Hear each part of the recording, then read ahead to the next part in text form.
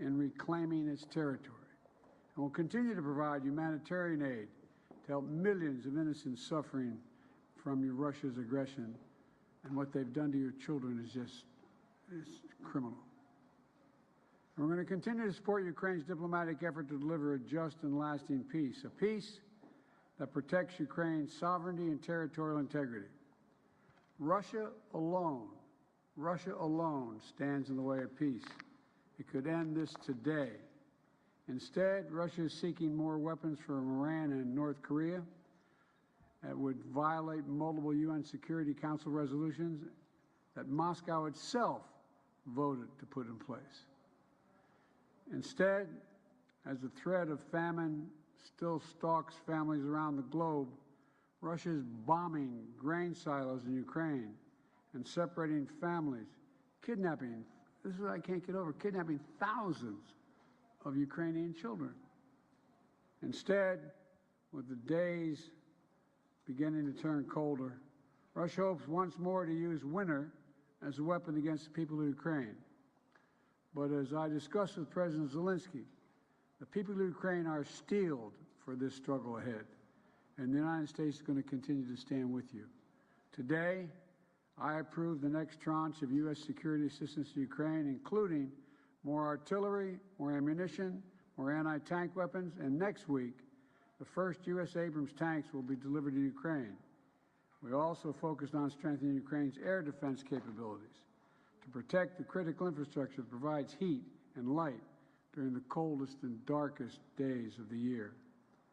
That includes providing a second Hawk air defense battery with steady deliveries of additional Hawk and other systems each month through the winter, and a new package of launchers and interceptors that's going to protect Ukraine's grain silos, hospitals, schools, and power plants. That will help save Ukrainian lives.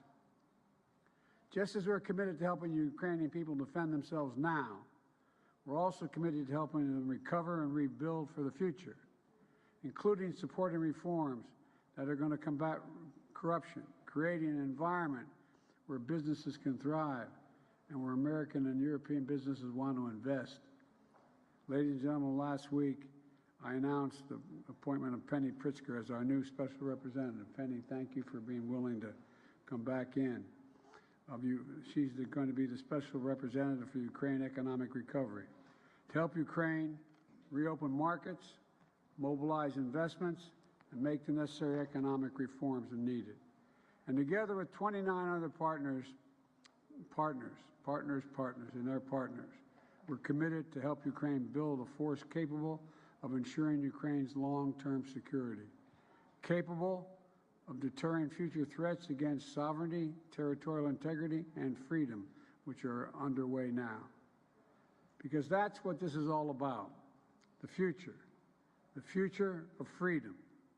America can never, will never walk away from that. That's why 575 days later, we stand with Ukraine and will continue to stand with you, Mr. President. And that's why we're so proud of being able to be with you. Mr. President, we're with you, and we're staying with you. Thank you so much, Mr. President. Thank you for all these 575 days. Yes, and thanks to American people. All these days, they are together with us, with Ukrainians, with ordinary people, all of us. Thank you so much. Thanks you, your team, Congress, and thanks journalists for all your messages to your society and to the world, that you share the truth about this tragedy, aggression from Russia. So thank you very much, dear Mr. President Biden. Thank you for a warm meeting and very productive, strong negotiations. And today we have some important results. First, we agreed to work on the future force of Ukraine. It's very important, and it's a strategic decision that will allow us to prevent any new aggression against us, against Ukraine, our people. And this will be one of the outcomes of Vilnius G7 declaration and our bilateral security arrangements.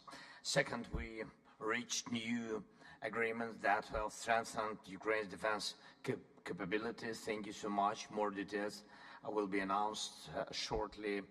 And thirdly, I thank United States of America and Mr. President for the new defense package for Ukraine, a very powerful package. Thank you so much.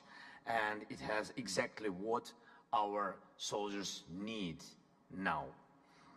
Fourthly, the United States will be helping Ukraine with strengthening our air defense during this winter season. Fifth, we agreed on specific steps to expand the export of grain from Ukraine, and we will continue to work on the peace formula and preparing inaugural summit. So thank you so much, not only for these points, for all these points, for all these 575 days. Thank you. Thank you very much, Mr. President. Thank you all. Are you confident that Congress is going to support your efforts to get this supplemental aid? Did you get any assurances? I'm counting on the good judgment of the United States Congress. There's no alternative. Thank you. All right, we ready? Thank you so much.